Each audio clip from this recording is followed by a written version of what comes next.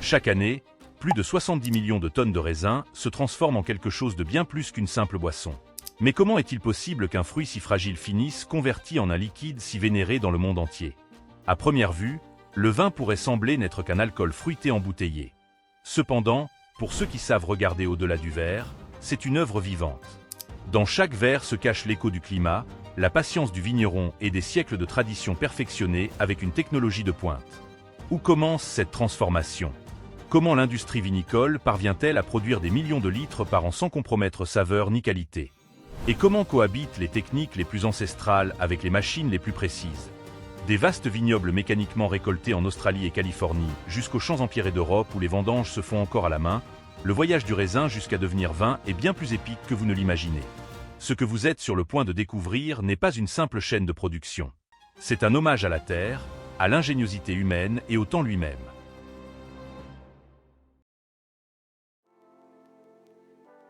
Dans les coins les plus ensoleillés de la planète, où les vignes s'étendent comme des tapis verts à perte de vue, le début des vendanges est marqué par le doux bourdonnement de machines avançant entre des rangées parfaites de raisins mûrs. Ici, la récolte ne dépend plus du rythme des mains, mais de la précision de l'acier et de l'intelligence des capteurs numériques. Dans des régions comme la Californie, l'Australie ou certaines zones du Nouveau Monde, la récolte massive de grappes est entre les mains de vendangeuses mécaniques. Ces machines ne se contentent pas de cueillir les raisins, elles les soignent. Grâce à des systèmes de vibration calibrés et des plateaux de réception rembourrés, chaque grappe se détache sans que le fruit ne soit endommagé ni qu'une feuille de trop ne tombe. Le processus est presque hypnotique. La machine avance lentement entre les rangs, vibre légèrement les troncs et recueille les raisins avec des plateaux doux qui les déposent sur des tapis roulants internes.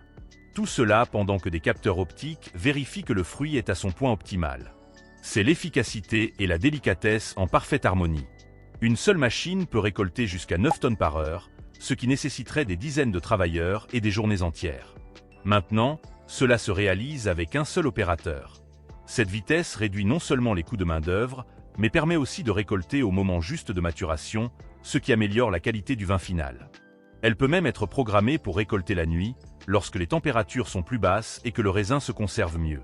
Le contrôle numérique de chaque unité permet d'ajuster l'intensité de vibration et la vitesse de récolte selon la variété de raisin, les conditions du terrain ou même le climat du jour.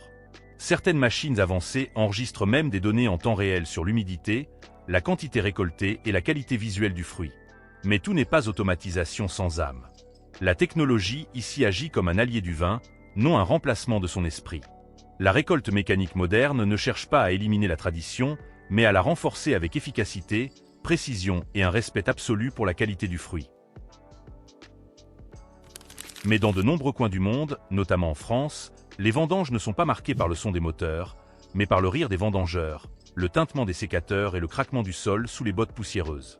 Dans l'Hexagone, premier producteur mondial de vin en valeur, où la viticulture est un patrimoine culturel, le vin naît du contact humain direct.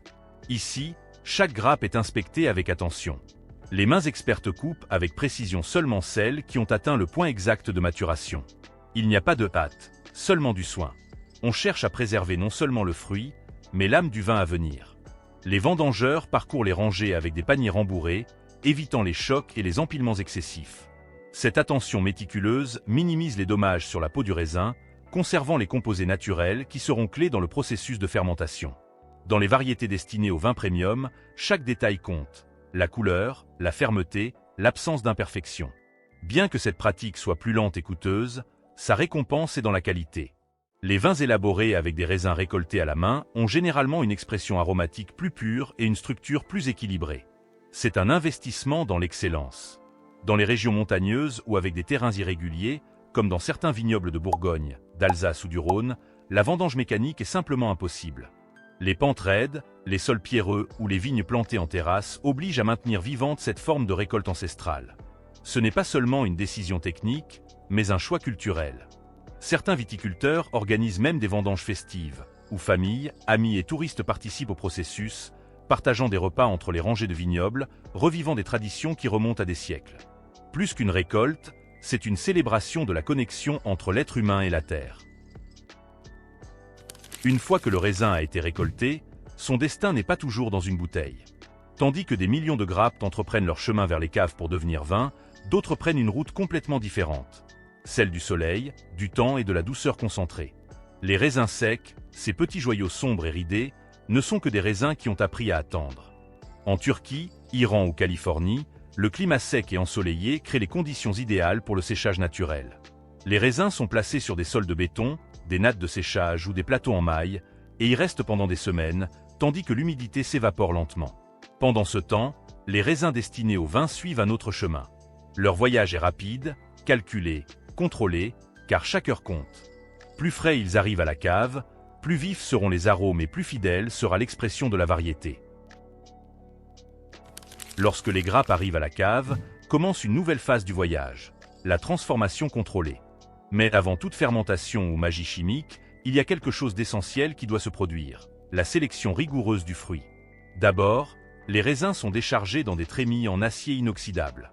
De là, un système de tapis roulant les conduit à la zone d'inspection où l'objectif est clair. Seul le meilleur passe. Les feuilles détachées, grappes immatures, raisins passés ou endommagés sont retirés manuellement par des opérateurs formés ou automatiquement par des capteurs optiques. Une curiosité surprenante, les raisins ne sont pas lavés. Bien que cela puisse sembler contradictoire, cela a une raison puissante. La peau contient des levures naturelles essentielles pour initier la fermentation. S'ils étaient lavés, cette couche vivante serait perdue, responsable de nombreuses nuances qui définiront ensuite le vin.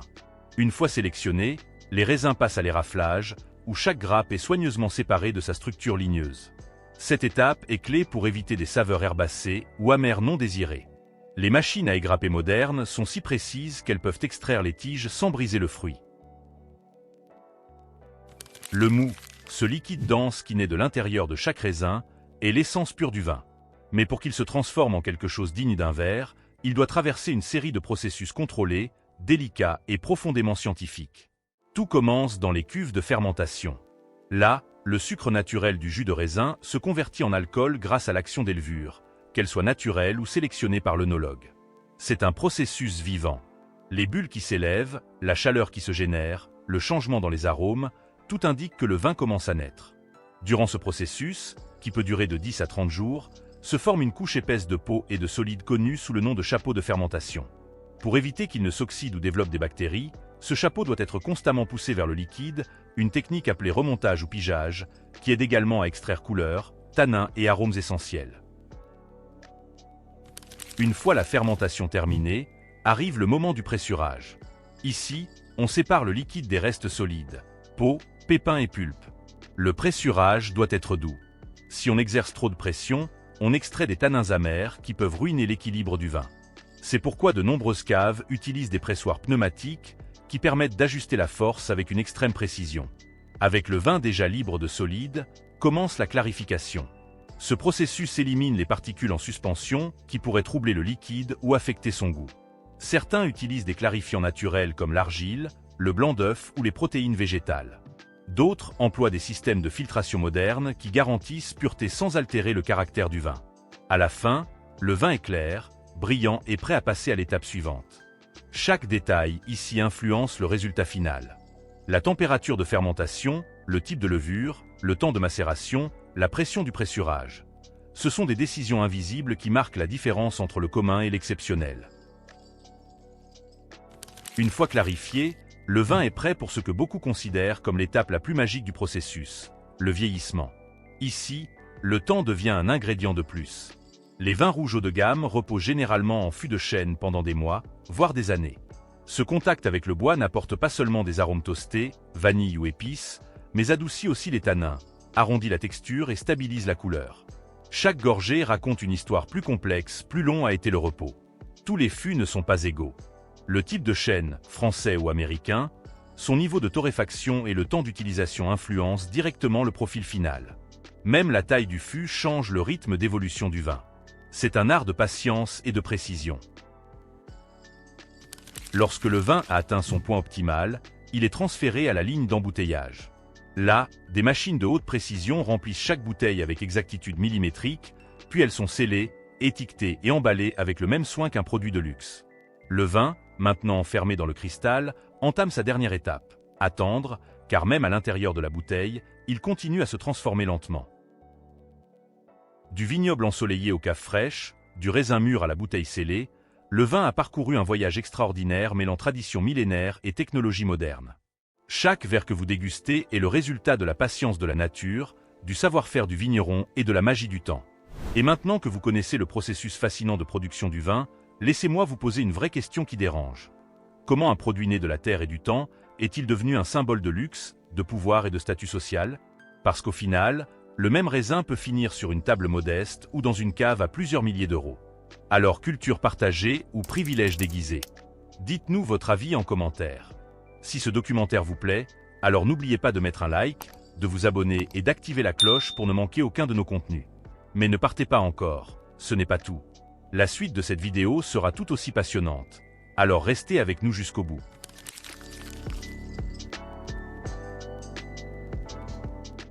Savais-tu que le monde produit plus de 20 millions de tonnes d'huile de tournesol par an? C'est tellement d'huile que, si on la mettait dans des bouteilles d'1 litre alignées côte à côte, on pourrait faire presque 4 fois le tour de la Terre. Et pourtant, peu de gens imaginent vraiment comment ce liquide doré naît, à partir d'une fleur à la fois délicate et incroyablement puissante. Derrière chaque goutte, il y a des machines qui écrasent des milliers de graines par minute, des températures extrêmes et un processus industriel digne d'un laboratoire futuriste. Et le plus impressionnant, c'est que pour produire un seul litre d'huile, il faut presque 3 kilos de graines. Comment la nature et l'ingénierie parviennent-elles à transformer quelque chose d'aussi fragile qu'une fleur en un produit aussi pur, stable et essentiel dans notre cuisine? Aujourd'hui, tu vas plonger dans la fascinante odyssée qui transforme un champ de fleurs en des millions de bouteilles d'huile parfaitement limpides. Des plantations à la presse, du raffinage à la mise en bouteille, tu vas découvrir le spectacle caché derrière le rayon de ton supermarché. Avant de commencer ce voyage fascinant, n'oublie pas de t'abonner dès maintenant à la chaîne, parce que les coulisses de l'industrie ne font que commencer. Et l'épisode d'aujourd'hui risque bien de te surprendre. Avant qu'une seule goutte d'huile n'existe, tout commence dans des champs qui ressemblent à des mers jaunes, s'étendant à perte de vue.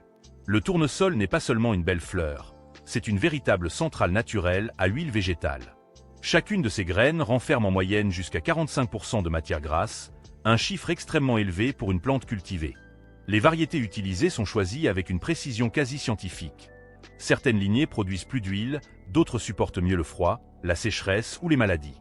En Europe, la culture se concentre surtout dans les régions au climat sec et ensoleillé, où les fleurs suivent le soleil comme des antennes naturelles en quête d'énergie. Mais le vrai secret de la productivité moderne, c'est la technologie.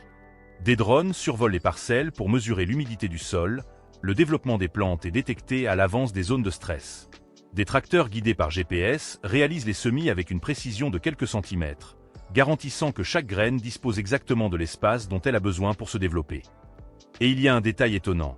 Le tournesol fait partie des plantes capables de nettoyer les sols en absorbant certains métaux lourds, ce qui contribue à améliorer la qualité de la terre pour les cultures suivantes. Autrement dit, en plus de produire de l'huile, il participe à la régénération de l'environnement qui l'entoure. Quand les fleurs arrivent à maturité et que les pétales commencent à tomber, c'est le signe que l'huile s'est formée à l'intérieur des graines. En à peine une centaine de jours, un champ autrefois vert et fleuri se transforme en tonnes de matière première, prête à être récoltée mécaniquement. Un hectare bien conduit peut fournir jusqu'à 1500 litres d'huile, de quoi remplir environ 3000 bouteilles familiales. C'est le premier maillon d'une chaîne impressionnante que tu vas suivre jusqu'à la fin de cette vidéo. Lorsque le champ de tournesol atteint le stade idéal, le paysage change complètement. Les fleurs autrefois dressées vers le ciel sont maintenant courbées, lourdes de graines. C'est à ce moment que commence le ballet des gigantesques moissonneuses-batteuses. Ces machines sont de véritables monstres agricoles, pesant plus de 10 tonnes. Leurs barres de coupe avancent comme des mâchoires métalliques avalant des centaines de capitules par minute. À l'intérieur de la moissonneuse, une succession de batteurs, ventilateurs et grilles réalisent un travail d'une précision incroyable. Les graines sont séparées des tiges sèches, des feuilles et des débris. Un système de grilles vibrantes et de convoyeurs transporte, secoue et trie le tout, jusqu'à ce qu'il ne reste quasiment plus que des graines. En une seule journée de travail, une machine peut récolter l'équivalent de dizaines de terrains de football. Les graines ainsi collectées sont déchargées dans de grandes remorques qui les transportent jusqu'aux usines de première transformation, où commence la phase de séchage. L'objectif est de réduire l'humidité naturelle des graines à environ 8%, le point idéal pour éviter le développement de moisissures et préserver la qualité de l'huile. L'air chaud qui circule dans les longs tunnels de séchage métallique peut atteindre 70 degrés Celsius, suffisamment pour évacuer l'excès d'eau, mais sans dégrader la richesse en huile. Une fois cette étape franchie, le bruit des champs laisse place au vacarme de l'usine. Les graines sont désormais prêtes pour la phase la plus intense du processus. l'extraction de l'huile, là où des tonnes de graines sont passées au travers de machines capables d'exercer des forces qui écraseraient littéralement l'acier ordinaire. Maintenant que les graines sont sèches et nettoyées, elles entrent dans le véritable cœur de la fabrique, un univers où la pression, la chaleur et l'ingénierie se combinent pour libérer l'huile enfermée dans chaque graine. Le premier passage se fait dans des broyeurs ou des laminoirs en acier tournant à très grande vitesse, qui transforment les graines en fins flocons. Cette préparation est cruciale. Plus la graine est aplatie, plus l'huile s'extrait efficacement. Ces flocons sont ensuite envoyés vers d'immenses presses continues, de longs cylindres métalliques, parfois longs de plusieurs dizaines de mètres. À l'intérieur, des vis sans fin, des segments de compression et des chambres de pression agissent ensemble pour presser progressivement la matière. La force exercée peut dépasser 400 tonnes par centimètre carré. C'est tellement élevé que l'huile semble saigner des graines, s'échappant par de petites ouvertures tandis que le tourteau sec, le résidu solide, est expulsé à l'autre extrémité. Le liquide doré ainsi libéré est recueilli dans des bacs et dirigé vers des cuves de décantation où la gravité fait son œuvre. Les particules solides plus lourdes se déposent au fond, tandis que l'huile surnage. En parallèle, le tourteau n'est pas jeté. Il sera valorisé comme aliment pour le bétail ou matière première pour d'autres industries. Rien ne se perd, tout est réutilisé. Et pour mesurer l'ampleur de l'opération, il suffit d'un chiffre. En une seule heure, une ligne de presse industrielle peut traiter plus de 100 tonnes de graines, en extrayant jusqu'à 45 000 litres d'huile brute. L'ambiance est unique, chaleur permanente, odeur de graines toastées, grondement continu des moteurs et des engrenages. Tout est pensé pour tirer le maximum de chaque graine avant que l'huile ne parte vers l'étape suivante, celle du raffinage, où le liquide encore sombre et odorant deviendra limpide et neutre. L'huile qui sort des presses est très loin de ressembler au liquide clair et brillant que tu connais. Elle arrive dans les cuves de raffinage épaisses, foncées, avec un goût et une odeur marquée de graines grillées. C'est dans cette partie de l'usine que commence la véritable alchimie de la purification, où chaque étape joue un rôle bien précis. La première phase s'appelle la neutralisation. On mélange à l'huile brute une solution de soude caustique, de l'hydroxyde de sodium. Cette réaction chimique permet de capter les acides gras libres et certaines impuretés, formant une sorte de savon qui sera ensuite éliminé par lavage à l'eau chaude. À l'issue de cette étape, l'huile devient plus douce, moins acide et plus stable. Vient ensuite la décoloration. On ajoute à l'huile une argile spéciale appelée terre de décoloration ou terre décolorante. Cette poudre a la capacité d'absorber les pigments colorés, certains résidus de phospholipides et d'autres composés indésirables. Le mélange est maintenu à environ 90 degrés Celsius dans des cuves fermées, sous agitation constante, puis filtré à travers des filtres à plaques en acier. La terre chargée d'impuretés reste prisonnière des filtres, tandis que l'huile, désormais plus claire, poursuit sa route. À ce stade, elle a déjà gagné en transparence, mais il lui reste encore une signature bien identifiable, son odeur. Car oui, chaque huile a son parfum de fabrique. Dans le cas du tournesol, l'arôme rappelle celui des graines grillées, avec une légère note fumée. Pour beaucoup d'utilisations alimentaires, on recherche pourtant une huile neutre, presque sans goût ni odeur. C'est le rôle de l'étape suivante, la désodorisation, qui va littéralement effacer la mémoire olfactive de l'huile. Même après ce raffinage, l'huile de tournesol doit affronter un dernier test technologique avant de pouvoir briller en rayon, la désodorisation. C'est la touche finale de la purification, un jeu subtil entre chaleur extrême, vide poussé et temps de contact contrôlé au millimètre. L'huile entre dans de grandes colonnes en acier inoxydable, les colonnes de désodorisation. À l'intérieur, elle est chauffée jusqu'à environ 200 degrés Celsius, parfois un peu plus, sous un vide très élevé. Dans ces conditions, on injecte de la vapeur d'eau surchauffée qui traverse l'huile. Cette vapeur entraîne avec elle les molécules volatiles responsables des odeurs et de certains goûts résiduels. Tout est hypersensible. Si la température dépasse les limites, l'huile risque de s'oxyder ou de se dégrader. Si elle est trop basse, les composés indésirables restent présents. Des capteurs numériques surveillent en permanence température, pression, débit de vapeur et niveau de vide. Les vannes et automatismes ajustent le procédé en temps réel. Le résultat est un liquide clair, brillant, dépourvu d'odeur marquée, le standard de pureté recherché par l'industrie alimentaire. À ce stade, chaque goutte a déjà parcouru des dizaines de mètres de tuyauterie, traversé des cuves, des colonnes et des filtres, pour atteindre les grands réservoirs finaux, entièrement nettoyés et désinfectés, où l'huile repose en attendant la mise en bouteille. L'huile de tournesol, qui a traversé toutes ces phases de raffinage, ne peut toujours pas être vendue directement. Avant, elle doit passer par le verdict du contrôle qualité. C'est le travail des laboratoires internes, de véritables gardiens de la pureté. Dans ces salles blanches, des techniciens en blouse blanche prélèvent des échantillons de chaque cuve. Le premier paramètre mesuré est l'indice d'acidité. Si la valeur dépasse un seuil très strict, par exemple 0,2%, le lot entier peut être bloqué, voire rejeté. Ensuite viennent les tests de couleur, d'odeur et de transparence, réalisés à l'œil, mais aussi avec l'aide de capteurs optiques capables de détecter des particules invisibles à l'œil nu. Certains laboratoires utilisent des spectrophotomètres, des appareils qui mesurent la façon dont la lumière traverse l'huile. La moindre variation anormale peut révéler la présence d'impuretés, d'oxydation ou de défauts. Le test de stabilité thermique, lui, consiste à chauffer l'huile pendant plusieurs heures pour vérifier qu'elle ne s'assombrit pas et ne développe pas de dépôts.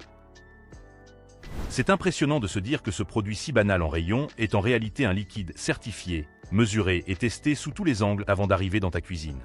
À ce stade, l'huile de tournesol est, littéralement, un produit de laboratoire, validé goutte après goutte.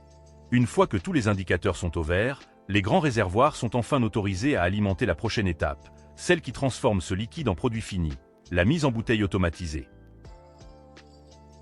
Après son feu vert en laboratoire, l'huile de tournesol se dirige vers le secteur le plus spectaculaire de la fabrique, la chaîne d'embouteillage. C'est là que le liquide doré adopte son visage commercial et devient l'huile que tu reconnais sur les étagères. Tout commence lorsque les réservoirs géants envoient l'huile, via des pompes, vers des lignes de remplissage haute vitesse. Sur de longs convoyeurs en acier ou en plastique, des centaines de bouteilles en plastique ou en verre avancent en file indienne. Des capteurs repèrent chaque bouteille et la positionnent exactement sous une buse de remplissage. En quelques fractions de secondes, la quantité exacte d'huile est dosée et versée. Sur une seule ligne, on peut remplir jusqu'à 15 000 bouteilles par heure, parfois plus dans les usines les plus modernes. Le bruit est continu. Cliquetis des valves, vrombissement des moteurs, frottement des convoyeurs. Les bouchons sont alimentés automatiquement par des trémies, orientés dans le bon sens puis vissés ou sertis sur les goulots. Des systèmes de contrôle par vide ou par pression vérifient que chaque bouteille est parfaitement fermée. Ensuite, les bouteilles passent dans des machines d'étiquetage qui apposent les informations obligatoires. Marque, volume, valeur énergétique, date limite de consommation, numéro de lot, origine. Des bras robotisés saisissent ensuite les bouteilles par paquet et les regroupent en packs enveloppés dans un film plastique rétractable, chauffé pour se tendre parfaitement. Les packs sont ensuite disposés sur des palettes, prêtes pour le stockage et l'expédition. Tout ce balai n'est possible que grâce à un système centralisé de contrôle qui surveille en temps réel le débit, la pression, la température et la cadence de chaque machine. Une légère variation sur une ligne peut être corrigée immédiatement pour éviter des pertes ou des bouchons. C'est une véritable chorégraphie industrielle gouvernée par des capteurs et des algorithmes. Une fois emballée, l'huile de tournesol quitte la zone de production pour rejoindre d'immenses entrepôts de stockage climatisés. Ces bâtiments peuvent couvrir l'équivalent de plusieurs terrains de football, avec des rayonnages de palettes montant parfois jusqu'à 8 mètres de haut. Chaque palette contient des centaines, voire plus d'un millier de bouteilles, et des chariots élévateurs électriques se déplacent en continu pour les positionner ou les récupérer. Des étiquettes électroniques et des puces de type RFID permettent de savoir en permanence où se trouve chaque lot, quand il a été produit et vers quelle destination il est programmé. Une grande usine peut expédier jusqu'à plusieurs centaines de tonnes d'huile de tournesol par jour, soit l'équivalent de centaines de milliers de bouteilles. Les camions partent vers les centres logistiques des grandes enseignes, les grossistes, les industries agroalimentaires ou même les ports, lorsque l'huile est destinée à l'exportation. Comme l'huile est sensible à la chaleur et à la lumière, les flux logistiques sont optimisés. Chargement rapide, trajet parfois nocturne, stockage à l'abri des fortes températures. Même une fois sorti de l'usine, des contrôles sont encore réalisés dans certains dépôts pour s'assurer que la qualité reste parfaitement conforme. Après tout ce trajet, il devient difficile de regarder une simple bouteille d'huile de tournesol sans percevoir la démesure industrielle qui se cache derrière. Car ce liquide ne sert pas qu'à frire des frites ou assaisonner des salades.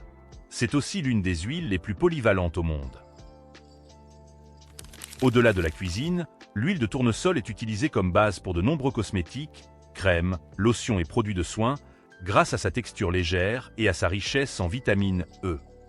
Elle peut servir de lubrifiant industriel léger, d'ingrédients dans des peintures, et même de matière première pour des biocarburants.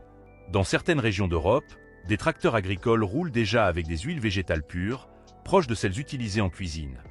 Des chercheurs explorent également son potentiel comme matière première pour produire des plastiques plus durables ou des résines plus respectueuses de l'environnement, capables de remplacer partiellement les dérivés du pétrole. En d'autres termes, la même fleur qui colore les champs en jaune pourrait contribuer à réduire un jour une partie des déchets plastiques de la planète. Et voici une dernière curiosité.